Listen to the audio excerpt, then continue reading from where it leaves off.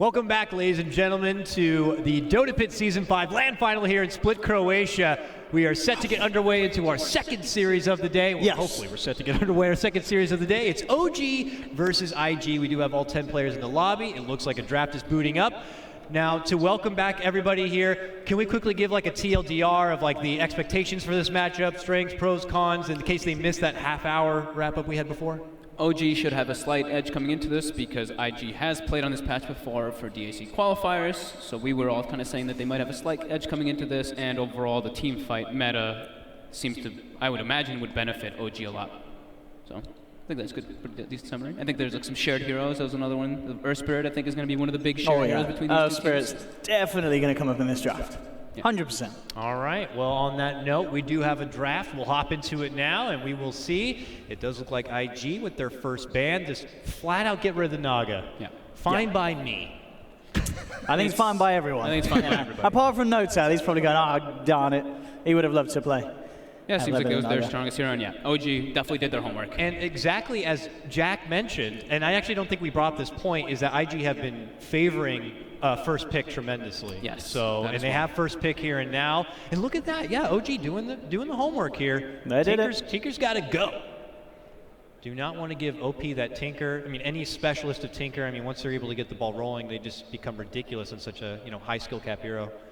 Back the other way, Luna's got to go. Again, I'm okay with that. Here come the big ones, though. The Meepo looks like it's going to be left in if OG does want to go for that kind of play style. And the Abyssal Underlord, we did see him less than I expected at WESG, but I know at ESL he was very dominant. Yeah, he was pretty much ban-picked. I think one of the highest out of all the heroes in the pool. It was that at ESL. and Juggernaut, right? At ESL, Him, Jug, Slardar were kind of the top three big ones at ESL.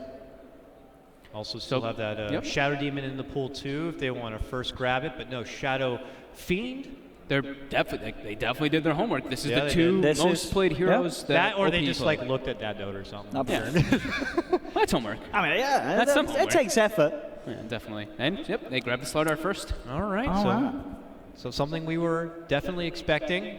Slardar obviously has been finding huge success for a lot of these Eastern teams, and IG looking to kind of keep that trend going here. So your OG, you see a Slardar come out now. I mean, you were tickling the idea of Meepo, but does that mean they have to commit to a first phase Meepo? Is it because it might get banned out in the second phase? It really depends on what playstyle they want to go for this game. They could grab it early on just to be like, bam, Meepo, make them adjust to the whole draft run, or they can save it out. Drow Ranger was left in the pool, though, so they do go for that one since they are on Dire's side as well, and they probably don't want IG to get it with the Slardar. Yeah, and this is something that OG were very good at. You know, when all the teams were kind of playing the Drow strats and stuff, OG, they knew exactly what they're doing with it. They're very good when they picked up kind of like the defensive supports or the supports that are going to aid the push, like Dazzle, the Fly, you know, these kind of signature heroes. I don't know if it'd still pick a hero like Dazzle, very much falling off, but then again, so is the Drow strat, really. It's no longer a threat that a lot of teams are worried about. And this already, it just seems like OG kind of coming back after a break, not really changing much. You know, this is what OG would have done before. Yeah. It was something I wanted to talk a bit, like when we were like doing a bit of that pre-show here, is we obviously have seen different experiences for all these teams on how much exposure they have had to 7.0. For the teams that have a little less exposure, like OG, do you fall back on what has worked before and what you have practiced and trained and attuned to, or do you, is Dota Pit, I guess, the time when you want to try to experiment? Right now, it's looking like they're going to go with the former, like just work with what they, they were comfortable with before. It's not like Warlock got hit by any nerfs by any means. It was one of the most dominant heroes at Boston. People were all talking about this Warlock, Fatal Bonds is completely ridiculous. I mean, this hero is the king of teamfight. Yep. Not even just with the Fatal Bonds, but with the Drow Ranger too for upheaval. You can keep the distance from the Drow Ranger multiple times, and you can just mess with the initiation. Just a very powerful lane. The Warlock is just extremely good still, and I think people have definitely overlooked it since the 7.0 hit. I just kind of wonder if whereabouts do they pick up Burning Zero if they pick it up early? It's not going to be now. Actually going for the Wyvern themselves. I mean, maybe a little bit of a Meepo deterrent, but I don't know if OG would have picked up a Meepo when they're doing the Drow Warlock kind of lineup. I mean, maybe they would have. I mean, either way, as you mentioned, you know, Wyvern's something that IG play, regardless of whether Meepo's coming into the mix or not. It's also notoriously good against the Drow Ranger, too. Yes, you catch anyone outside of that Drow Ranger, she's just going to kill him. So he's formidable there, and with the idea that, in case of Meepo's to come out, now you have like two benefits for it.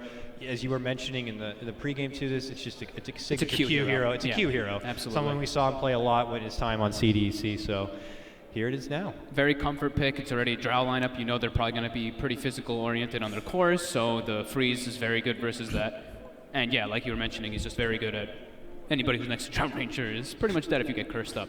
I wonder if they do ban out Burning's Lifestealer. You know, they've got a Slardar. It's kind of the classic the Chinese teams do. Burning especially, it's one of his heroes.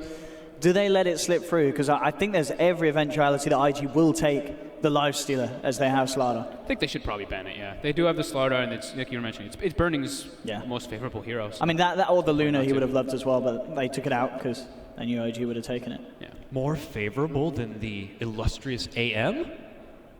I mean, Now- AM. I mean, is that a hero that's in a place at the moment, Fog? We just don't see AM picked in pro gaming this patch, do. I think he's too slow versus Drow Ranger. I think he's too slow for the most part. I have seen people doing like these different types of builds, trying to incorporate Dominator into like the Manta Rush and stuff like that, but it's just not favorable. Like, why wouldn't you just pick a different hero if he's gonna go for that type of fighting style? They actually go for the Darkseer ban, so that's kind of something that we touched a little bit on too, is that the Chinese teams, the Western or the Eastern teams, they go for this thing to enable the Slardar before the Blink Dagger, and Yeah. Darkseer is exactly that.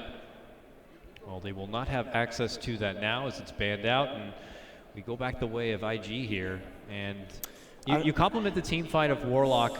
I mean, what do you get to kind of counter back that if you're IG? Do you compliment your own with your own extra oomph of team fight yourselves, or do you look to get something to kind of perplex the Warlock a bit? Because when you think about Warlock and what his weaknesses are, there's a few of them. I mean, working around the cooldown, I guess, would be one of them. But how else can you kind of put this Warlock into a bit of an awkward funk?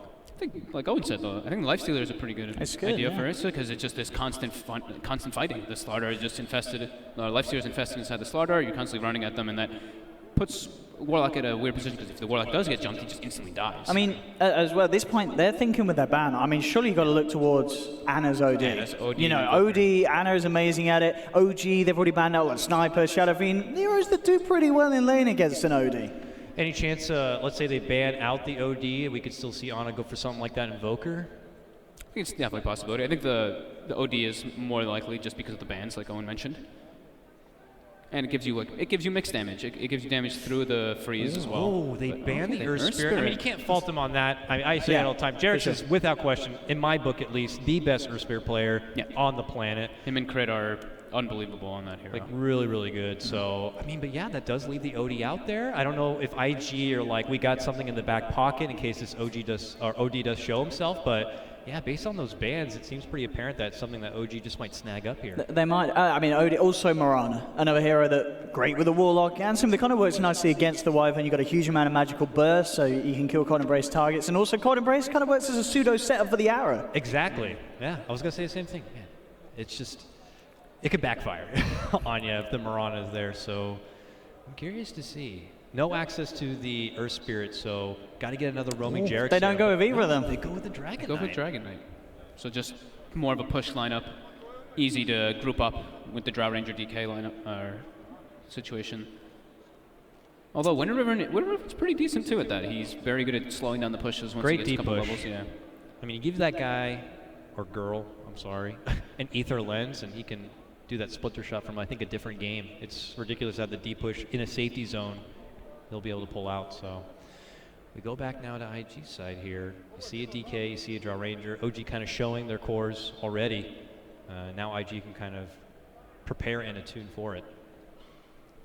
Any notoriously known weak matchups for the DK here? The Razor, the Viper are the two big ones that stand out, but versus a Drow Ranger, that hero is able to keep its distance from them quite decently. But they are those frontline heroes too that work well with the Slardar and Wyvern, because they're just kind of these like beefy frontliners that let your Slardar reinitiate multiple times, and it gives them kind of like a sieger. But they go for the Weaver instead. Not like a crazy amount of lockdown on OG, but they do have the silence and the Dragon Tail. More minus armor. It's something we've been seeing happen more, like you mentioned, with the Slardar. People tend to drift toward like these Venge, Dazzle, Weavers, things like that that just further negate your armor. All right, we go back to the side of OG here. They got to be considering, I imagine, their Jarex hero possibly soon. Something to get him roaming about a bit. Still an Ogre. Ogre is still out there. I've seen teams recently still continue to pull out something like the Tusk from time to time. That was That's an the Jarex Ultros hero, classic. isn't it? Yeah. You mentioned Mirana. You know, sometimes we'll see him pull out the Mirana and roam around a bit. But they still don't even know IG's mid lane hero and who Jarex might have to contest here. So we'll see if they fall for that or if they're going to try to creep in maybe their off-lane setup. Yeah, The S4 hero. Yeah. S4 Nyx, S4 Batrider, probably the two big ones. He used to play a lot of Axe. Where is Axe play a lot of now Axe. in 7.0? As relevant as he used to be, kind of fallen off a bit. I think he's still quite prevalent. He has that. He always will have that position to be able to just jungle. Like if your lane goes complete to crap, you go to jungle. And you've got the runes. You've got your shrine there to defend you as well. Okay, this was another one that we had seen. And it's very good versus the Wyvern. You have they kind of set it up for you for your own hooks. And this is a hero that I've been seeing a lot more, especially when being in China, like we were mentioning. We saw tons of Pudge. Like this hero just gets super tanky, and he's such a nuisance in fights. Crazy amount of damage potential, and the Ember Spirit being grabbed up. Oh, That's something that they played a few times in the qualifiers for DOC.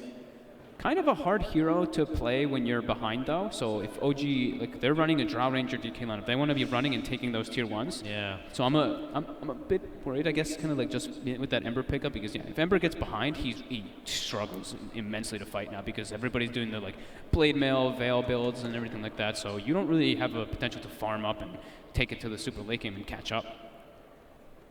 And are we banking that this is going to be a mid lane Ember here? Looks like. More than I think for sure. Yeah, that's how they ran it before. You feel pretty good about the Ember DK matchup there? I mean, now it looks like you might have a little bit of a Pudge influence kind of coming into play, so it is something that Ember might have to kind of consider. But outside of that, you think on paper Ember kind of gets the upper hand, or? Yeah. I mean, DK is kind of like that hero where he always just he's just strong. kind of there. He's farming. Ember kind of has some kill potential on him since he has pure magic damage in the early stage, and DK's has got that massive armor. But having a Pudge in the area makes things completely different. And they do go for the Nyx ban. I think that's also in correlation with them picking the Ember, since like Flame Guard, you can just Carapace and get the stuns off very easily with that. And it's just it's an S4 hero. This is the Space Maker. Whoa! They actually go for we the lifesteal. got a lot of core heroes out here. This looks like who's playing what where? Cloud9 ran these three heroes together too, I think, at WSG, the Weaver, Ember, and the Lifestealer. Support Weaver. I think it's going to be support Weaver, the Wyvern, and then Slaughter on your offlane. My goodness. I believe so, yeah. XXS playing the Slaughter. I mean, he's great on these kind of initiators, at Clockwork and other things that he played. Clockwork, Darkseer are kind of the ones that scream out. So Slaughter kind of fits into a similar sort of role. Q. S4 hero now. Yeah, S4 hero, and I mean Clockwork for IG. Clockwork's not so bad. Oh, Clock for S4. Okay, That goes with the axe. The axe has come out. Cool. I mean, maybe ever since the Ember popped out, I mean, Weaver is not looking too much like a possible core hero, but Axe now brings that bit of lockdown too to make sure they're not going to be able to slip away from trouble. What do we think, guys, based on the draft before us? A funky one coming out from IG, but do you think OG with their Pudge, Drow Ranger, kind of a heavy-paced lineup, are they going to be able to get the upper hand here? I really like the Pudge pick from OG, just because of the way it works versus Wyvern with the Curse and with the Cold Embrace. So I'm gonna lean with OG. I think, again, you just can't underestimate Chinese sides with the Slaughter, Weaver, Lifestealer combo. You know, they felt confident. Getting that Lifestealer through as the last pick is one of Bernie's classics.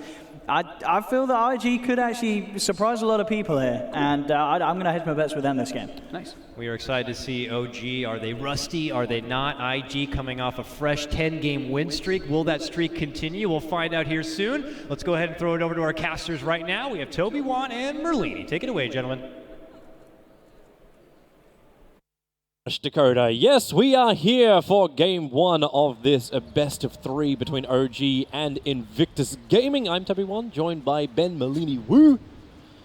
We were hoping for different offlaners, but Axe is pretty good here. I was hoping for the sweet sensation that was what we commonly refer to as the hooker strat from OG, because they run both the Clockwork as well as the Pudge together. They did this when they first formed this lineup, when Anna first joined them, but I didn't get my wish, and you didn't get your... It's pretty hard versus the Invictus Gaming line. I like the lifesteal here against the Pudge, but I think it's going to struggle versus the very high armor of the DK as well as the Axe. But as long as they can get on top of the Drow Ranger, should work out pretty well for them. With their Wyvern, haven't seen her around too much, but first phase in response to Drow I think is completely appropriate. 30 seconds to Yeah, battle. it's just that simple answer to her if they can get a good curse off, but the Drow has also been one of these great heroes that finally has some kind of answer to these short-range jump heroes. Like, the only hero I think she has issues with is Slark. And that's just because you're not going to have Dragonlance and Gust really help you enough to get free of the Slark. Yeah, Dragonlance going to be pretty important here with the Pike. I've seen Drow Rangers try and like kind of get around the Winter Wyvern, Winter's Curse by building like the Ag's Maelstrom even earlier, so you don't have that much agility, so your teammates don't destroy you. The agility's okay though because it gives yourself armor, but yeah, it's always tough playing Drow Ranger versus the Winter Wyvern. This support Weaver is like we're watching some Virtus Pro stuff. He's here to try and find that kill on the courier if it's possible.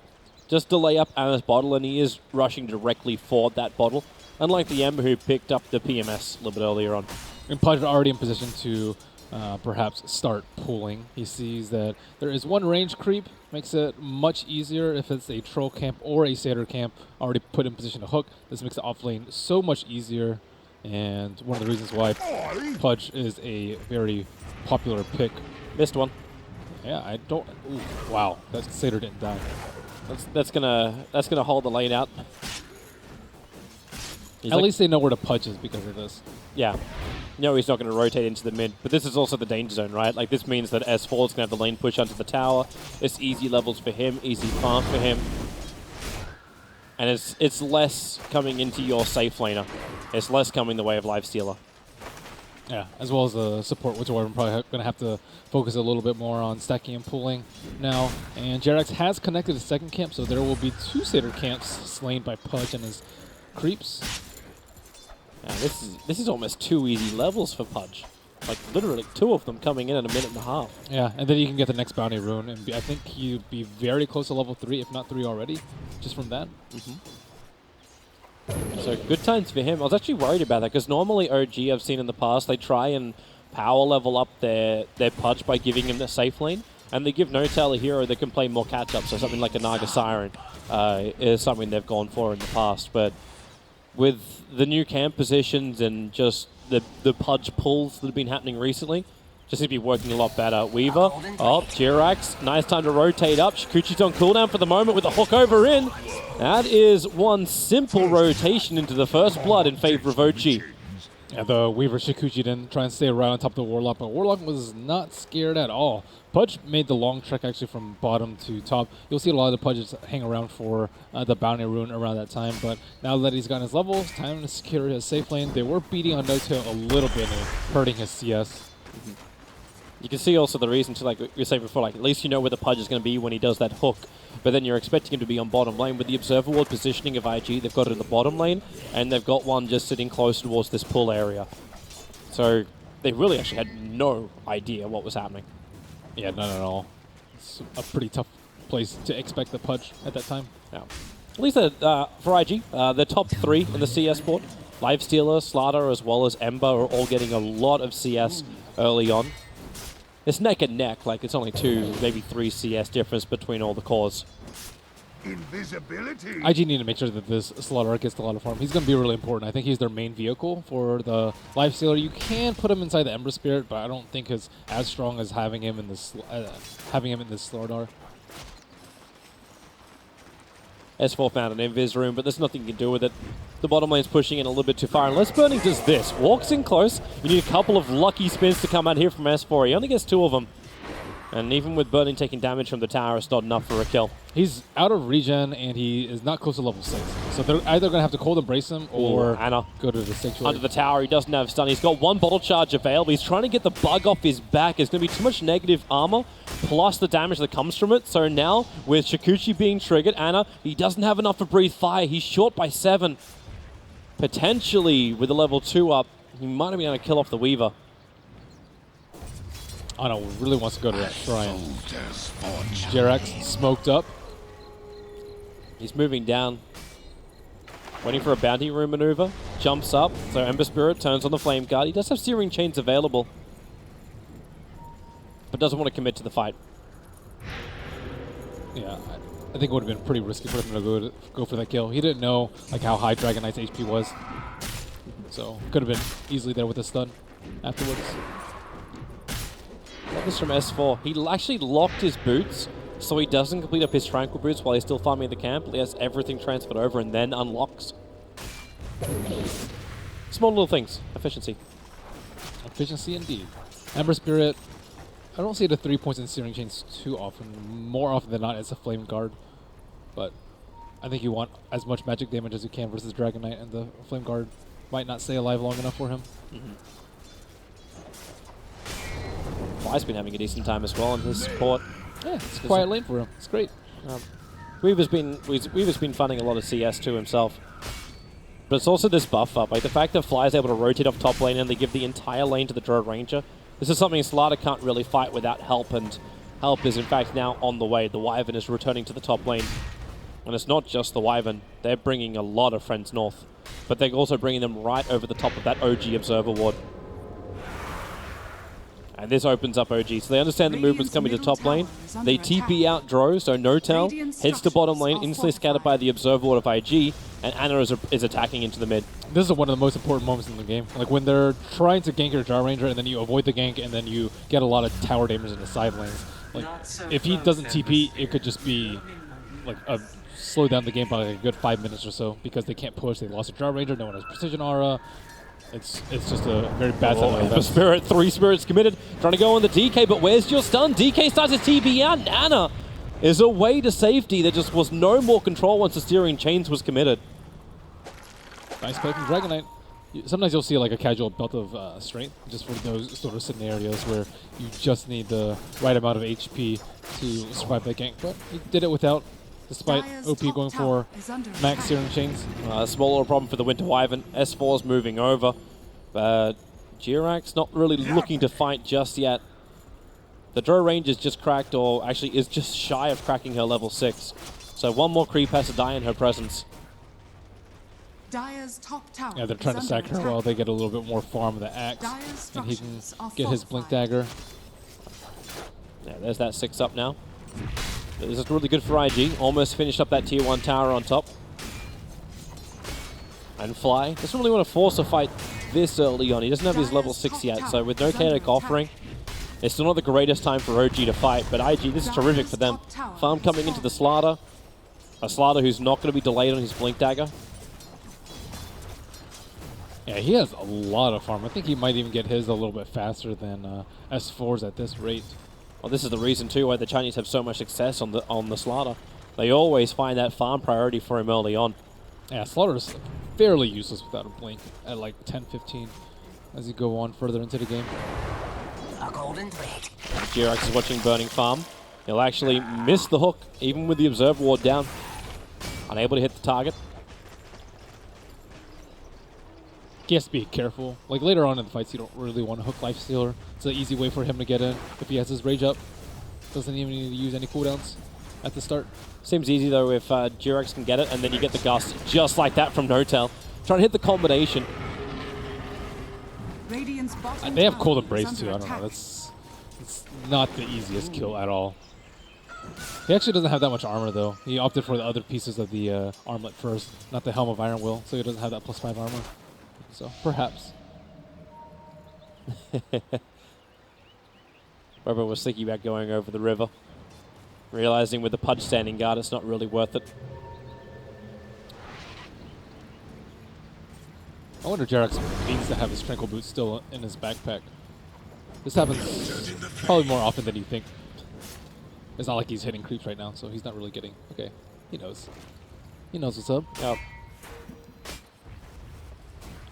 It kind of makes sense though, like, yeah, if you're hitting creeps, you just switch it to your stash, right? Like, that shouldn't put it on cooldown. Mm-hmm. Axe jungles, you'll see that very often. Like S4's kind of doing it right now, as he's waiting for it to come off. Yeah, he actually takes, like, the regeneration for a short period of time. Yeah, you want to try and time your Tranquil Boots, so when you finish the camp, it'll come off that cooldown. But it's kind of tough because Axis is pretty RNG when he clears the camp. It's fun watching this duel between the Weaver as well as the Pudge. They're both trying to rotate and have influence inside the lanes, but they're both almost stalking each other across the map. So Jirax is going to finally find some space up on this top lane that's going to help him get closer towards the Dismember. And with that lockdown, OG's gank potential is a lot scarier. But it also feels like Ana is baiting in the mid. Yeah, both Yep. Heroes are about to hit their level 6. Spirit jump, double TP's coming in, so Ana starts with the stun. Remember, he's still got those couple of one charges up his sleeve, but back out. No-Tail actually TP's in for this too. The Ember Spirit, he's got that defensive spirit now up. S4 was trying to pick up his Blink Dagger. He was a little bit too far behind for that fight. So looks like Slaughter also has his Blink Dagger right before 10 minutes time. There is an Observer Ward behind the tower that will scout out Slaughter's Blink Dagger. So that will come as no surprise to OG. And OG still have the element of surprise with axes up his sleeve. There's the Blink Crush over on the DK. Got a lot of one charges up his sleeve. Fly, he has the Chaotic Offering. He wants to try and fight this in S4. He's coming in with a Blink Dagger and double damage runes. So burning, starts the attack onto the Dragon Knight. Jirak still waiting. Now the Blink Crush forward, hits the Drow Ranger, and then a big scurry away for XXS.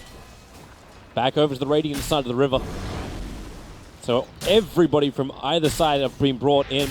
OG have the one small advantage. They can trigger off the Shrine. IG already triggered theirs before that fight began. So they're going to come back in and try and force this building down. They definitely want to fight with the Chaotic Offering right now. And it's a fairly high level. S4, nice, blink, call, and with the gust as well. Ember Spirit won't take any more damage thanks to Cold Embrace. They drop down the golem and connect him up with the Fatal Bonds. Hook back in from G-Rex. Doesn't have his Dismember available. They still don't have level 6 on that Pudge, but it won't matter. Now he'll have it, or actually just shy of it. The kill of the Winter Wyvern wasn't enough, but the Live Stealer, the stun, the gust, perfect on the Slider, even called back in. He couldn't get the crush off. That could have been life-saving. He'll get it off, but Axel still at the spin. Bobo thinking about coming back into the fight, but it won't happen. Livestealer was able to punch his ticket to freedom thanks to Infest. But that's a tier 1 tower, and what was that? A straight trade-off? They don't have enough levels on the Winter Wyvern. He's only level 5 right now. He needs to be kind of on par with the Warlock so they can turn around with the Winter's Curse. But he tanked the hook so that Ember Spirit didn't get hooked. That was actually pretty close by Jerex trying to nail him as he was remnanting away. But you can't start out the fight like that with Ember having, what, like a quarter of his HP available to him. I like the Drow Ranger's play too. She just right-click the tower down to make sure to stay like kind of away from the fight so that everyone would have the precision aura up from her marksmanship. Smart positioning from No-Tail. Of course, we expect that from him. He's Mr. Consistent for OG. Yeah, and he always follows up with a Gust on the Ember Spirit too. It just makes his life extremely difficult. Not sure what build the Ember is going to go. We mostly see Veil first. I think the armor is pretty good here, but he might want to consider a way to deal with the Silence and or the DK stun, neither of which Veil really helps for. I guess he can tank up, and they have Cold Embrace, so maybe he can still just go to standard build. Oh, Fly's not walking the right way to help out his teammates. No-Tail doesn't have a repositioner, so the Blink, crush forward, a lot of open wounds, and No-Tail knows he's dead. Turns for a bit of gas and a bit of damage onto the Weaver, but very smart movement from IG. A 3-man smoke rotation committed for it, but now they've got 5 heroes ready to attack the tier 1 tower on bot. And they have good wards to set up too. They placed one right next to the shrine to see if backup's coming around. S4 in a pretty good position to catch heroes. I don't think he can actually blink far enough to go on heroes on the south side of the tower, but he is... If he can hold Burning close towards the tower, they might have a better chance to fight this. But IG's positioning is just so good, and with Winter's Curse up, OG have to be really careful. If they jump in with all the heroes, they're just going to end up killing each other. And Fly has set up sentry wards on the perimeter to make sure that they don't have vision on that backside. Burning's already left, so IG won't force the issue any further. You find that Observer Ward with the sentry. But Burning's trying to finish up his Echo Saber before probably the next engagement. There's a lot of things that IG need to worry about when pushing this tower. Firstly, Chaotic Offerings coming off cooldown in 5 seconds. That's a big team fight ultimate that you don't really want to fight into. And secondly, the positioning of the Axe and the Pudge, it just makes it very, very difficult to actually beat on the tower and feel safe at the same time. No-Tail. Oh, call is nice. Gust as well. Weaver pushed back a little bit further. They can't bring him in range for Culling Blade just yet, so Ana needs to get that stun off and hold the Weaver in position, which allows that Culling Blade to happen. And now a little bit of damage into the tier 1 tower. If Ana tanks this, No-Tail can kill it. Baboka had kind of no business being there. He just walked right on top of the Drow Ranger. Oh, Jirax. If he can get this hook as well, he was just coming over to try and contest the bounty rune, so gets the hook into the Dismember with Rot turned on. Winter Wyvern will have to Cold Embrace to try and survive this. Might buy enough time for Ember Spirit to arrive. OP is connected through Fatal Bonds, not quite certain what to, but Ana also in through the side. Breathe Fire will get the kill over on the Wyvern, so it's a trade-off. So he's connected to the mid lane with the Fatal Bonds. OG's getting a lot more objectives off of this, and they don't even have to expend rock for that bottom tower. They do have to use Dragon Form. That's still going to be down for a good 60, 70 seconds for them. But it's still really good farm for Burning. Top tower is under attack. So that Echo Saber we're talking about is now completed. So 14, 15 minutes in, get the casual Blightstone and Armlet and Echo Saber with Phase Boot. So that's a lot of maneuverability plus the initiation combo with Slaughter. I think the amount of farm on those two is compounded by the problem that Drow actually does not have that much farm. She really needs a pike so she can just push herself away from when Lifestealer jumps on her, or they're going to have to rely on other external factors like Warlock, Chaotic Offering, or a Blink Axe Call, which you might not necessarily want to use onto the Drow Ranger that early into the fight. You want her to be Blink, self-sufficient. Crush, and that's one very dead fly. S4 actually blinked in to get the call, dragging Lifestealer close to the tier 2 tower, but he's got friends in the form of the Ember Spirit and OG. They not only lose their Warlock, they lose their Axe and their tier 1 tower as well. Lifestealer, Slardar at work.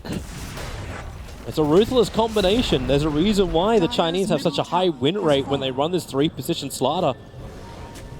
You talk about important moments in the game, but 15 minutes in, you're able to take big initiations on tankier cores, and then you can just move yourself over. This might be a little bit more difficult than they anticipate, but with the Observer Ward up next to the Shrine, they understand what OG is up to. They know they burnt to smoke, and that sentry was too far out, so Fly will have to drop another one if he wants to find the other obs. And they will find it. Yeah. So they know everything kind of that happened there. It was too suspicious because IG backed off right as soon as they smoked down the hill, so they need to have to get it on. Does OG try and take this themselves? Like they have Chaotic Offering up, and you've just picked up an Arcane Rune on the DK. I think it's very, very compromising because of the Winter Wyvern. If Winter Wyvern gets a half-decent ult, which is very easy inside the pit, they're going to be in a lot of trouble. S4 is also not at full HP because he just took out an Ancient Stag, so you don't have all your team members fighting at full health. You don't really want to use a Shrine, I think, for one person. They do have the Warlock heal to top them off, but ideally you'd have an Urn plus a Warlock heal, so you'd be in fighting shape. And looks like Slaughter has been re-infested with the Lifestealer inside of him. Lifestealer is way ahead of the Drow Ranger. Yep. 7.7k net worth for him. Overall, the advantage is not as high up for IG as I thought it was going to be. Like it's hovering around that 1.5 for gold and 1k for experience.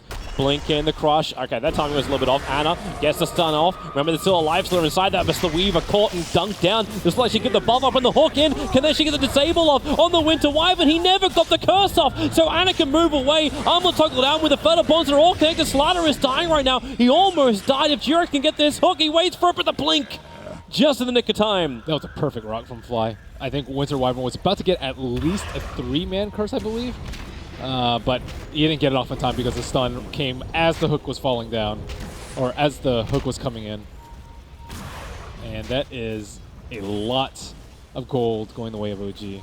Yep. I don't really think they can contest this rush unless they get a really good Winter Wyvern ultimate. But how's he just going to walk in there? The Crush is off. S4 look for the call. Won't happen. The curse is only on a solo S4. This won't achieve anything. And No-Tail was initiated on by Burning, but now is Burning on the wrong side. The tracks, Feather Bonds will connect him to the Winter Wyvern. Support is there in the form of the Slana. Not to mention, you've got a small little Weaver running around the back lines. If they can keep the stuns on him, then maybe they got a chance with a Gus. The silence is there. Pudge will go down to Burning, but you've lost your Weaver. Back over the fight next to the Shrine. Too early on the dunk. He was just trying to kill off Burning S4. He just didn't have enough damage. Burning didn't toggle at the right time for him. And now is No-Tail realizing with open wounds, Lifestealer, he's going to run right over them. DK has to armor toggle his way to freedom too. So we're in two different fights. The Cold Embrace allowing Lifestealer to survive just that little bit longer. Your Fatal burns them up, and this will be a sacrifice in from Fly. And IG, they successfully contest the death of Roshan. OG split up when they kind of retreated. Like half of them went up into the river and then half of them went to the right into the Shrine.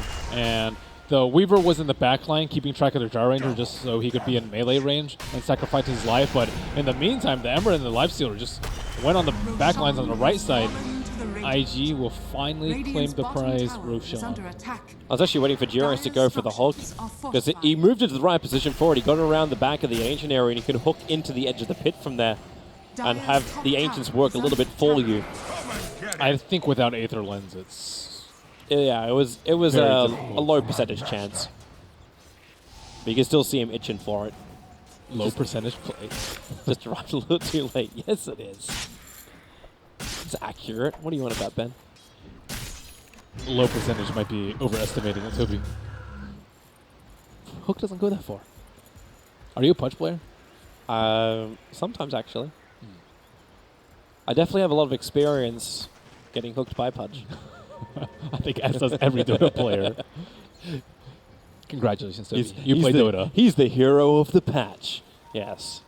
I think he's a support of the patch, at least in pubs. 100% win rate and low priority. A golden thread. That's an easy way to tell people, too. Just take their creep wave away from their lane. I think you can do it in, what, 2 out of 3? Actually, I guess you can pull all 3 of the lanes on either side. OG are grouping up. They're looking for something. Now, the scan came on bottom lane, so Anna's going to show himself now. So IG already thinking that OG were planning something here. Now, with the Slaughter, it looks too juicy to go in on the DK. Way too juicy. And Anna needs another 30 gold, and then he's got his own Blink Dagger. So there's that stun initiation that comes from Anna, or at least his ability to keep up with the axe. It's hard to blink initiate, though, because of the Winter Wyvern. Winter Wyvern with the Cold Embrace just kind of stops everything in their Is he tracks. going for it? Ooh, Okay. Ships in the night. They need an Observer Ward over there. That would make things a lot better. Q maybe going to drop it over here, but... Where are all their ops? Like, they put one defensive one inside their jungle, but every other ops for IG is timed out. And OG have been very defensive with their wards. Up on the hillsides, around their own shrines near Roshan, and one deeper in their jungle, which times out in a second. Or 5. Yeah, I don't think they want to fight. The shrine's up, which makes the fight a whole lot more difficult for them. OG is also really close to finishing up the Hurricane Pike, and having that maneuverability on the Drow Ranger, forcing something before you've got that is maybe not the greatest idea. I think that's the most important item on the side of OG. They need to keep the Drow Ranger alive. She needs to scale as well as the Lifestealer is going to steal in this game. Scale. Whoops. S4 Blade Mail called, but didn't blink. Dire's bottom tower is under So, attack. missed the initiation timing he was hoping for over on the axe. Jirax, quick hook into the gust, doesn't get the silence over on Burning, which was the desired effect. Denial of the tower, perfect from No Dire's Tail. bottom tower has been denied. Yeah, great timing from him. That should almost be his Hurricane Pike too. They don't really want to fight into the Aegis of the Lifestealer unless it's in a really well fortified position. I think the T2 is actually worse to defend than the T1 because the T1 they have the high ground ward and they have the shrine available to them. With the T2, the shrine is kind of just not really an option, and you're retreating onto the low ground if you have to back off from the fight. I like the Blade Mail build. Armor is really key here, so he can survive the burst, and hopefully Ember Spirit won't have to get cold embraced by the Winter Wyvern. You don't really want to reveal your position that early as a Winter Wyvern in the fight. You want to set up for that perfect Winter's Curse. I don't even know who you curse here. It's pretty tough. Slala's on the hunt. We're Easy going to go around the back. Yeah, the Weaver's going to die, but I'm kind of waiting. They don't have Observer Wards. Like, who's he going to jump? The Dragon Knight has a blink. Well, they see him now. They blink him in, but Fly's still in the neighborhood, so he'll drop down the rock, starts with the Feather Bonds, Anna out of Dragon form, and then quickly speed himself away, and with a double gust from No Tail. Remember, they're all still connected. Axe will get the call off. Support's coming in. The dunk was a little bit too early, so Burning protected by the cold embrace, but he's got no other teammates with him. So now you're able to get Aegis the Immortal up, or burnt, called in, and then just a quick maneuver down the mid lane with the Dragon form up. Okay, maybe not that quick. Jirax dropping down a little bit low, but thanks to Ghost Scepter, he can protect himself. OG's showing a tremendous amount of discipline. Like, notice how they only kind of show with the Dragon Knight. They want him to go on Dragon Knight, but they didn't really bite last time, but they know that that's the easiest way for them to fight. Go on the Dragon Knight, counter-initiate. He even had a haste in the bottle, so he was not really close to dying at all. And a call will catch out another hero. It's Weaver once again. Yeah. And IG just got really impatient going on the DK there. If they had a Observer Ward, they could have just went onto the Warlock, but I think the warding from the Radiant side has just been rather lackluster this game. JRX almost gets a dismember onto the Ember Spirit. I'm wondering if that's also the impatience of the failed gank on bottom lane. Like, you went down there, you're looking for a kill, and then you rotate over towards the mid, and it's like, it's another infest, I'm committing to make this work. Like, you really need to find a kill from this. On top of the invest, it's just a lot of time. He's not able to get on top of net worth. Like, he's just 2,000 ahead. He was 2,000 ahead before, but it's when you're in the slight lead with the Aegis, you're supposed to be able to increase that gap even further. And that's before she had the Pike. Now with the Pike, we actually see a Ghost Scepter next on the Quick 5 for the Drow Ranger. pretty important. There's two ways to go about it. One is force staff your teammate, or one is build armor / physical mitigation in terms of Ghost Scepter or I guess you see AC occasionally, not really on Gyro Ranger, but other heroes if they do want to tank the Infest Bomb. Is it still worthwhile also finishing up the full Ether Blade? I definitely think so. Then you can actually save your Warlock potentially. And it's a lot of agility on the Ethereal Blade. I think that's one of the most underrated parts about the Ethereal Blade. It's how much agility it gives. Because Gyro Ranger's never going to shrug off agility. Nope. Like right now, she's already giving plus 60 damage to all the range heroes on the field. And that includes the Warlock. And Fly's trying to build himself up for the later portion of the game. 15 experience gain. Confidence in his teammates so they can have some really good fights together. The thing about him is like 6 all stats doesn't matter. It's 6 all stats is a little over 100 HP. That's not going to save him from death. The mana, not really too useful. 6% attack speed and 1 armor is not that useful. And they do have a scan. It does hit. Ember Spirit is out. He didn't pop any smokes on his way out with the Remnant, but they definitely know what's going on there with the smoke just southwest of that bottom rune spot. It's actually kind of crazy how hard the DK hits. I was just doing the math that he hits really hard.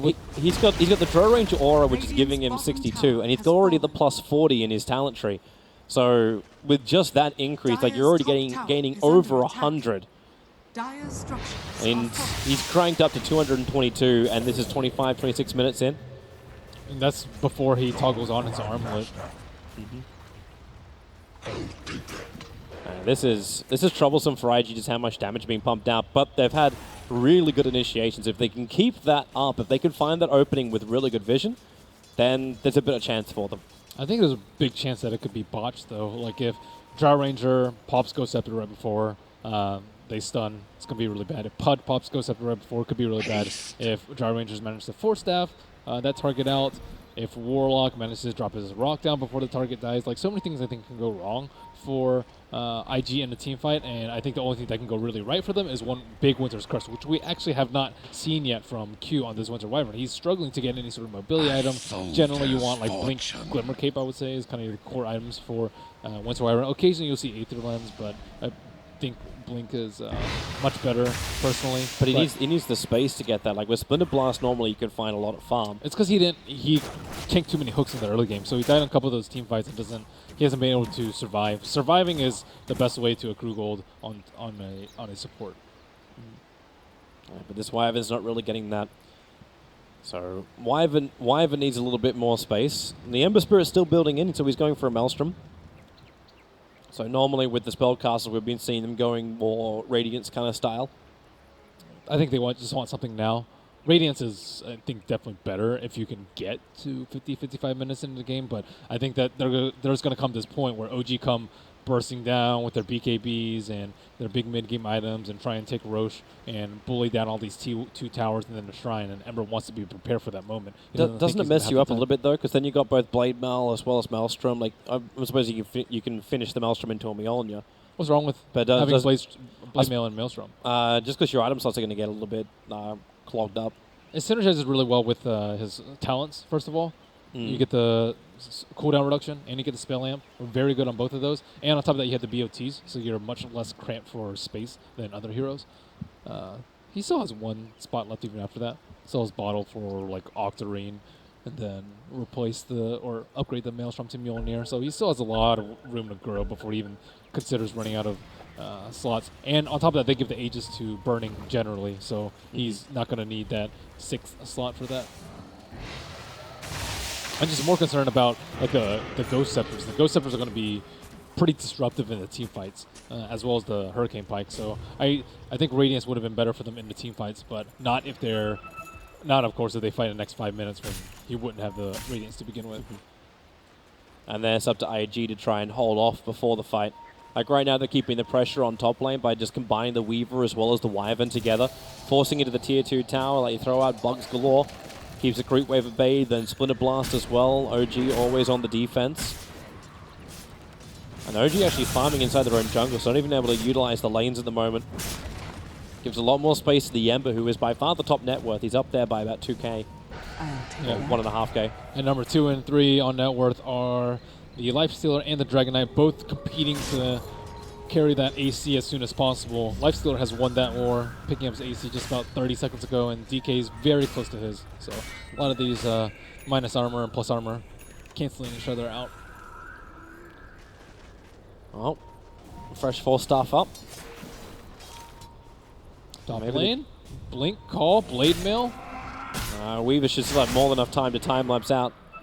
But there's no one else coming from IG, so S4 initiates. Thanks to IG's nice ward inside the Dire jungle, they can see Jirax moving over, and Jirax going to feel pretty comfortable. Like, that sentry ward's only just out of range of the obs. So they're not going to feel watched in that area. Yeah, he's going to feel pretty good about that. Or pretty good in that area, at least. So Infest inside the Slaughter. I want to make use of this AC. Roshan is right about to respawn, about the 10-minute mark. But both teams, neither teams do... Oh, it spawned... No. I'm surprised there's no HUD in this game. I guess it's not that surprising given the heroes, but I can't remember the last game I've seen without a Helmet Dominator on either side. Well, the Axe is going for an Octarine instead of the Dominator. So didn't even get that from him. Or, sorry, for the Piper or anything like that. I like the cooldown reduction, for sure. Oh. That's a blind blink. So Roshan going to be up now. Well, it's been up, but both teams, it's probably about the time at least get wind of Roshan being up, trying to get that gank with the Infest. But there are no easy targets, and IG still with a lack of good vision onto the Dire side of the map. They had that one ward close to the top bounty room, but that's really not going to see anyone. OG would much rather be closer to the Roshan area than up in that area. I guess maybe they might take the T1, but that's kind of unnecessary at this point. They can just use precision armor to push out the lanes. Unotel already tried that 60 seconds ago. But for now, IG seem like they're the ones to at least start the fight. If OG can't keep dodging this and being put in bad position. So Roshan gets pinged out once again. That's the Dire scanning on top of Roshan. Probably hoping that someone's going to walk through the pit, and yeah, it just pinged off. So they understand that someone's gone inside the pit, but it's already too late. With all that amplification, all the damage onto Roshan, the hook will fly in, but it's too late. Burning as the Aegis the Immortal, and the damage is done. They thought they were clear with that green scan because the Lifestealer and the Slaughter blinked inside, so they didn't actually trigger the scan. I guess they came through the back end. But this is great for IG now. Now they actually have a license to fight. They still have to be careful. Even with an Aegis the Immortal, it won't help you if you get caught out by Warlock's Golem. If that rock drops right on top of you, then yeah, you're going to lose your entire team. And the Aegis is just more of like that extra thing at the end that OG just have to kill off. That's exactly what happened last time. They need to be able to kill the supports on the side of OG. Pudge is also very good at locking down a Lifestealer during the rage and keeping him from being a big threat in team fights. Well, they get the gust off. Anna finds the Ember Spirit. They hook him back into Dismember, plus the call. Ember Spirit, there goes your rock. Stunning over the Slaughter. The cold arrow will connect, which slows him up enough, which maybe S4 can catch him. But then the curse, it only catches the Dragon Knight. Another gust. So you can say goodbye to the Slaughter. Jirax will miss his hook, and that's because the Weaver running back past the tier 2 tower, up into the corner. No one is nearby with a stun. They'll be able to cancel off that TP, but the Ember Spirit and the Slaughter, they're the casualties. You keep the Aegis up. It looks like Ember was like not in that great of a position there, but he felt pretty safe because that's kind of where they had control of earlier. That's where their earlier ward was, but mostly it's because the Winter Wyvern doesn't have any items. He wasn't able to save him from getting Blink Stun into Hook, into Dismember, which is how he died. Jirax turns around and he's burning. He's out there. He holds him. Burning. Okay, look at all the life coming back in. But S4, he'll get the call off. This allows Notel more time to attack, but not when Wyvern gives the cold embrace. They have to go for another gust. Don't let him back inside that rage. Still on cooldown for 2 more seconds. With the hook down, they have enough damage. They'll burn the Aegis the Immortal. Weaver's now here to help out, but the Dragon Knight's rotating into the mid. They put down the sentry ward, so they see the Weaver. So Blink, Call, and OG change the targets. They don't get the cull. Oops! That's not the hero we meant to hook, but it won't matter if Notel can keep the control on him with a 4-star from the Slaughter. Space being created by Burning, but he's being stunned up, and now with the extra help maybe from the Slaughter, but no S4. Another fantastic call. The Llama's just watching the action. Prime pole position. OP will be able to get 2 of the kills, but Jirax will finally put him down. OG with 3 heroes up, all on low life. The Slaughter would love a crack at this. He's got the Force Staff and Blink Dagger available, so Blink amplification up, but he's got no other friends, or does he? The curse is out. Anna will turn around and actually end Durax's spree, and we go once again looking for the crush. Blink off cooldown right now, but even with all the Dragon Blood armor, Anna's careful, and he's back. Winter Wyvern was so close to his Blink Dagger then, but IG going in 3v5 at that point. Wyvern didn't have a blink, so she was trying to run away, but Dragon Knight just chased her down with a Blink Dagger and just killed the Winter Wyvern. And Lifesteal was just out left on his lonesome. Get gusted into calls, into stuns. They have plenty of control that can deal with a fairly long cooldown on the Rage. And he is very farmed, but he didn't have hardly any uptime in that fight, starting off with the Ghost Scepter and the Hurricane Pike onto the Pudge. So firstly, they just need to work together a little bit more. Use the Slaughter to lock people down so that you can kill them inside the Slithering Crush. You don't want time for them to be able to drop the rock, use Force Staff, use Ghost Scepter. You just need to kill them straight up at the start of the fight. That's the most important thing. The second thing is that Winter Wyvern needs to be in position for a good Cold Embrace and a good Winter's Curse. It's extremely difficult because of the tough game that he's had in the last 30 minutes and because of how keen OG are at hunting him down.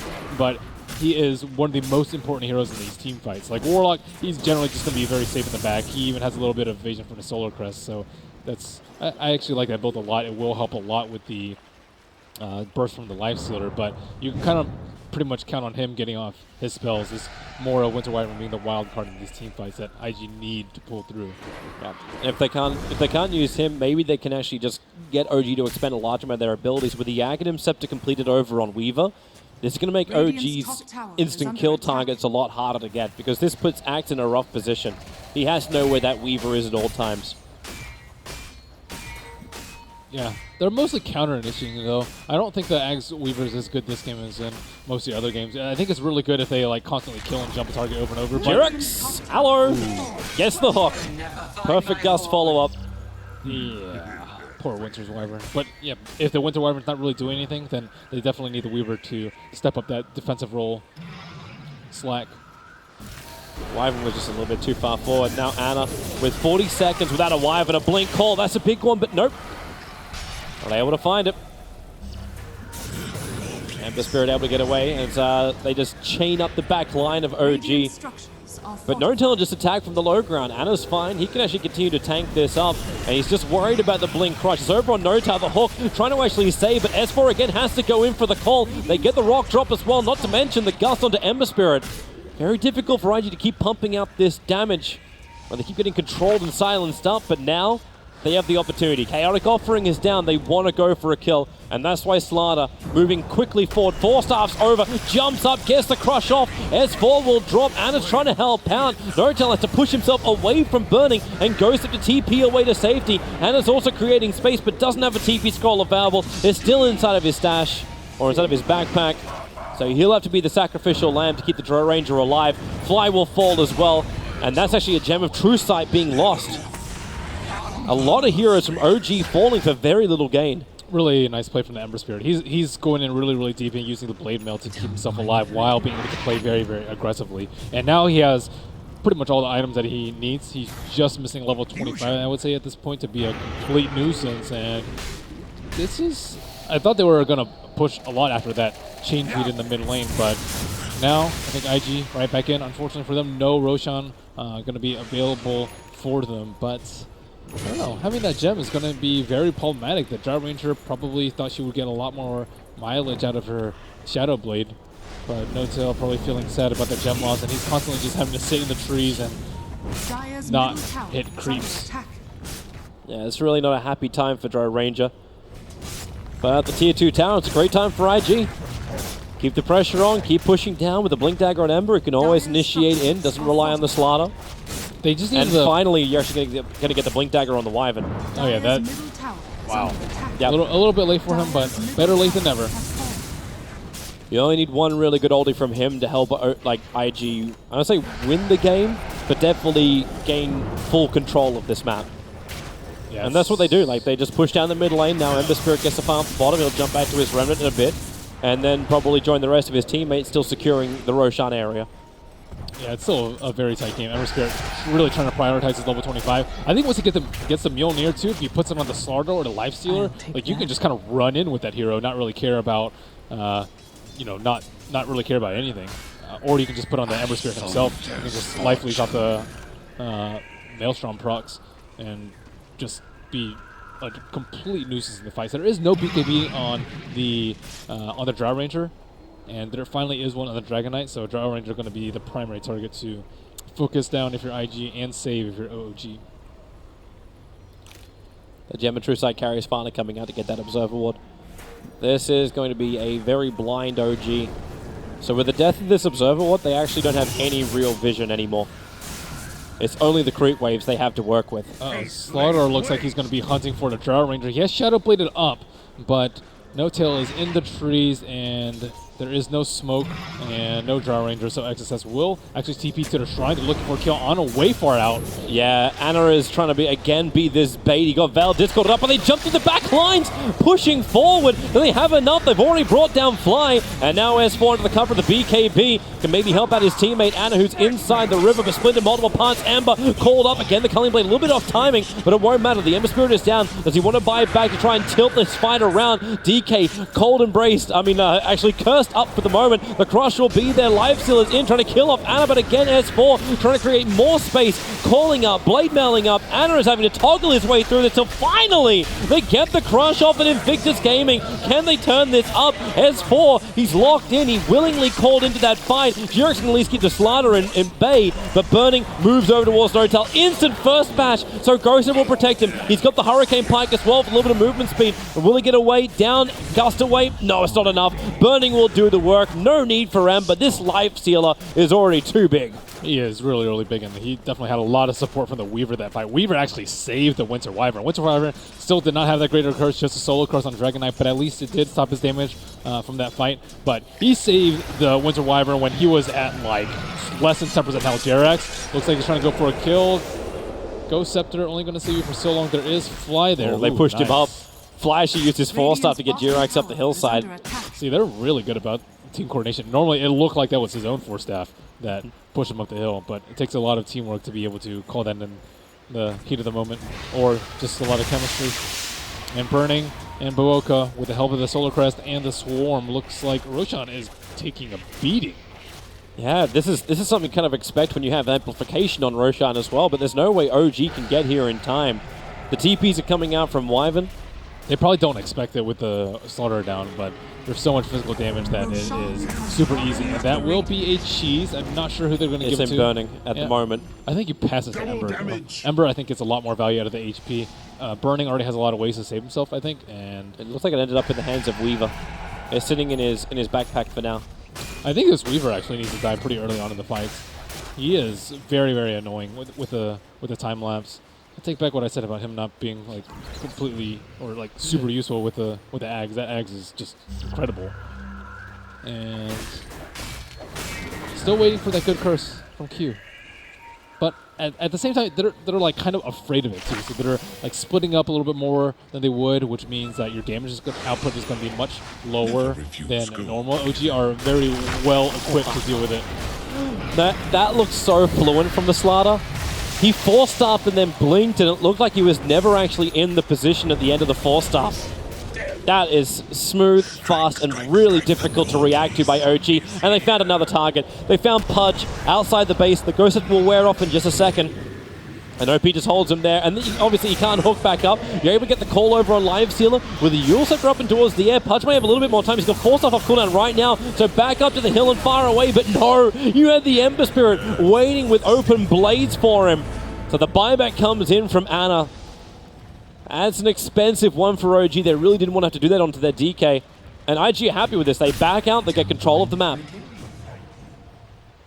And it looks like they actually want Axe to be probably the secondary or damage dealer, I would say, from OG, because Jarvan is just constantly dying in these fights, so they need someone else to actually take down these really beefy heroes. So Axe, he picked up the damage talent at level 15. It's a lot of damage. 75 damage is a ton. And he's also going for a off-screen blade mail build. You'll see that very, very often. But on top of that, the Maelstrom build. A lot of attack speed to synergize with that plus damage. And you're almost always going to be getting hit with Axe because of the Berserker's Call. And then with the 7.5 second cooldown on that, he can actually get that to proc a lot in the team fights. Tower has been denied. But it's still a long way from that, and they still have to weather the storm from the Ember, who has hit his peak. He's level 25. It looks like he's going for, what, a Lotus Orb as his last choice. It's unusual, but it is good to dispel the silence. I would say reflect the DK stun, although a lot of the time DK does have his BKB on. Reflective Dismember. That's kind of odd as just going for like more stats, more control, or whatever. There's so many options you can go for with Yeah, usually you'll see Radiance, I would say, is probably the most common 6 slot that you'll see instead of the Lotus Orb. But I've seen some other ones. I've seen Lincolns, I've seen Scythes, I've seen... I think that's mostly... I think I've seen someone try and go for like a more crit build. No Tail in a lot of trouble. Yeah, he doesn't have an easy way out of this one. He's still got his E-Blade available if he wants to use it. But instead, it's just a quick push and TP away to safety. That's really scary when you're trying to just drop that low to an Ember Spirit who didn't even have any reveal. Slaughter's on the hunt. Observer and Sentry, and he was running over that with a Shadow Blade, so OG are very aware of where this Slaughter is moving. But of course, when you bring in the gem carrier of the Weaver, well, you're going to lose one of those Observer and Sentry combos already. Burning's really scary. He has so much HP. He has 3470 HP. He went health at level 15 and stats at level 10. So he actually went full defensive. And that's a very dead Ana. yeah. No TPs. He is stuck there and dead for a rather long time. 95 seconds without a Dragon Knight. This almost seems like an impossible defense for OG. Yeah, especially with the Aegis still in hand for the Lifestealer. It's up for one more minute. That might have been one of the ways to do it. Get that hook onto the Wyvern, bring him down before this fight even begins. I don't really know what the game plan is for OG here. How do you actually start this fight? I guess kill Ember is probably the best way, but even he has buyback and Remnant back into the fight, so he might not be the best target for them to kill. They should jump S4, able to get that call off. The Ember Spirit trying to keep on top of the Drow Ranger. The hook will pull S4 back to safety, and OP is in rather deep. Jumps himself a little bit further away thanks to the defensive Spirit. And that's just going to be it, man. It's going to be Eul Scepter into a nice hook. It's an easy setup with the Eul Scepter as well, but Burning able to range in time, and now the call is a 3-man 1-up from S4 with the rocks and the Fellow Bonds. The curse is out. It's on the Drow Ranger, but no one's there to attack it. Jirax keeping the Lifestealer under control. S4, he doesn't actually have his Culling Blade, but he needs the extra spins. They'll burn through the Aegis to the Immortal, and now it's buyback time. Out for No Tail. They still don't have Ana available. A quick hook. It doesn't pull Burning back far enough. Jirax needs to be that proper initiation. Shadow Blade from Slaughter waits for his time to strike. Well, okay, maybe not. He just runs back away. They try and reset the front line. As Boba right on top of the Drow Ranger. A quick hook, it actually hits the target. They don't see him, however, and then the Blink Crush. This could be it. If they lose the Drow Ranger right now, OG just won't have the damage, so they push, and they push some more, all the way back to base, but no, the Splinter Blast and the burn. It's enough to do the work. The Drow is down for 102 seconds. Ana will respawn with Dragon Form available. He'll only want to fight if IG go for more, and it looks like they're doing exactly that, straight to the mid lane. That's a 5-second Searing Chains for you right there. Hook, Burning, where's that control? He Lotus Orb, so Jirax can't go for the Dismember. They have to Ghost Step, they have to force off out, but they both get double crushed out. And Ana can toggle his way through this, or can he? The Ember Spirit with the lightning shit up, they don't even want to attack him. He's doing so much magical, even Q on the backlines, on the fly. Jirax is able to bring down the Weaver. But this looks a very sticky situation for OG. Still no Drow Ranger for a full minute. They do have the Axe back up. Axe is a significant source of damage, so actually maybe they can do something Ember, here. stunned up. They bring down the Ember. 98 seconds. Jirax forward. Dismembers off cooldown in 1 second time. So they get one. The crush is nice, but Jirax moving over towards the Lifestealer, holding Burning in position with a Breathe Fire. Another Culling Blade. They will lose their melee racks, but IG lose everybody to actually secure it. Yeah, the Drow Ranger is actually not that important right now, so I think that they got way too excited about just one of their heroes being down. I think they really have to respect the Dragon Knight and the Axe in this situation. They did have a really long time. I think OG did a fantastic job of stalling for as long as they could to try and hope for the Dragon Knight to respawn during that fight. But at the end of the day, it's 2 melee racks, 1 range racks down for OG. Definitely not insurmountable for them, and this seems to be the perfect time for them to push at least a buyback. But they don't have any good tower hitters. Ana is back trying to buy some TP scrolls. They're bringing in more. With the TP in from S4, he's got those boots of travel now. Actually going for the double boots, 1 for each foot. Radiant structures are And they just have to keep the pressure on. So you get Lifesteal to buy back. There's a fresh Lotus Orb picked up by the Weaver. And Jirax, here you go again. Loves to do this with just that Yules into a quick hook. You've got that Lotus Orb, so Pudge can't keep any kind of dismember going. And then the Winter's Curse is over on the Dragonite. S4 doesn't really do a hell of a lot of damage. Another hook missing from Jirax. Ana is so low, he's got to get this bug off him. Able to do so now. He can actually armor toggle his way through and fly. Drops a rock with the Fatal Bonds. Winter Wyvern. Ana just blinked himself back in again. Weaver's in the middle of this fight too. He doesn't actually have his ultimate to use, so Ana trying to man fight him through. Weaver actually not actually doing it. It's Lifestealer with that quick bash over, and then Drone Ranger. OG, they try to force the issue, and with all the buybacks from IG, they actually defend the OG push. Oh my god. And now there's so many heroes down for OG for so long. What a value shrine usage from them. They were like dropping HP during the shrine use, so OG were dumping everything during that 5 seconds, but that shrine just pretty much just gave them 2 lives at that fight, and I think only Winter Wyvern took a spill at the end of the day, forced to use his buyback, but he's right back in the fight. And now limited amount of buybacks available for OG, only 1 more left on the Warlock of all heroes. You don't want burning. He's got 3.6k life and 49 armor. His last talent point, he actually got the plus 15 armor in. Well, the Axe is going to be pretty useful for keeping him off the racks. At least that's what Jirax's mentality is. He still has a cheese on the left. Blink Crush. It's great if you're alive, but nope, he is dead. Luckily, immortality is going to just be purchased in this game. But only once for now. Jirax again looking for that hook, able to find his target over on the Slaughter with a Dismember. Flies in the neighborhood, wants to try and Fatal Bonds up a couple of another hook in from Jirax. He just keeps pulling him off. But Ana having to wait. This hook's going to miss this time around. But they don't really care, IG. They just keep the pressure on. Another hook, a quick Sleight of Fist. Able to dodge it. A 4-staff down, hook going to miss on the Slaughter. 1 measly range racks left. That's at 758 HP. That is all that stands in between IG and Mega Creeps. Whoops. I'm not showing that one again. So Lifestealer is going to be the main target for them. On top of that, they have to control the Weaver at the same time. How? He just put a Blink Dagger. He's now got even more maneuverability on this Weaver. I mean, how else do you deal with the Axe time-lapse? You can't burst a hero down like Lifestealer. You have to kill him before the rage. Well, the only other choice was to have Ana do what he did, which was to blink into the back lines. And if you do that, then you then put your DK on the chopping block. Yep. And now they've even shored up that weakness by giving Aegis of the Immortal to the Lifestealer. So in terms of being able to burst him down, that is near impossible right now. And most other heroes that are important on the side of IG have buyback, the Slaughter and the Ember Spirit being those 2. I guess Weaver is probably the best target for them to take out now if they can catch him. But as you mentioned, the Blink Dagger, the Lotus Sword, is going to be tough. Oh, the Searing Chains is another 5 seconds. Just stay exactly where you are, Ana, and this is one way to get him out.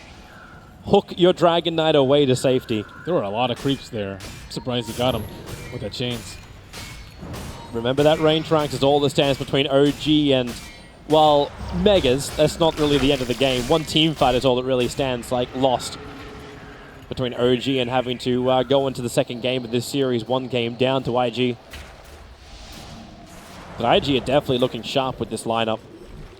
I really like the Weaver's play this game. I think Weaver's been a complete nuisance ever since he picked up that Scepter. Even before then, he was like pretty annoying, pushing out the lanes and just constantly being elusive. Like, you don't really want to use a DK stun on him, but generally you have to, I think, to kill him at this stage in the game and earlier. Here we go again. Burning jumps forward. The Lotus Orb to try and protect him. Try and go straight for the rank. S4 able to get the call off with the creep wave there. They turn their attention towards the Ember Spirit. He was dropping low, but then just gets pulled back out. And now it's up to a Lifestealer. Infest dodges a little bit of the damage. Still on the run. Now you got a Cold Embrace, but it's Ana who really needs some distance. S4, he goes in once again with the Golem behind him and the Gust. Maybe there's enough time. He goes for the Culling Blade too early. All they burn is the Aegis the Immortal. Drone Ranger, he got caught inside the curse, but this is a better one from Jirax. With that Dismember, the Weaver is gone. That nuisance is removed.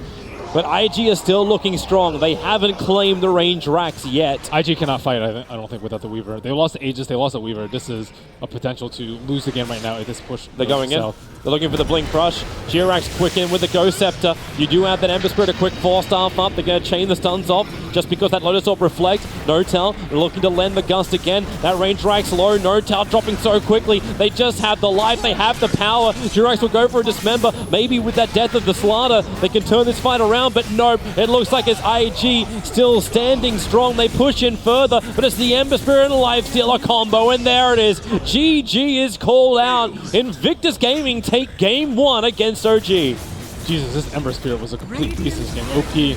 He can play other heroes aside from the Shadow Fiend and the Tinker, which were first targeted by OG in this game. And Drought Ranger just got bullied a little bit too much. Not too much that he can do against the Lifestealer Slaughter constantly on him the entire game. Well, the panel we're talking about, like OG, this is what they like to do. This is what they did before. You just rinse and repeat. 20, 30 minutes in, you just go for this absolutely unstoppable push. And it was stoppable. 7.0 Ember Spirit. Yeah. Or 7.01, whatever you want to call it. It is the dawn of a new day. OG, welcome back and welcome to 7.0. That's really their first game on this patch. They'll have game 2 after the break.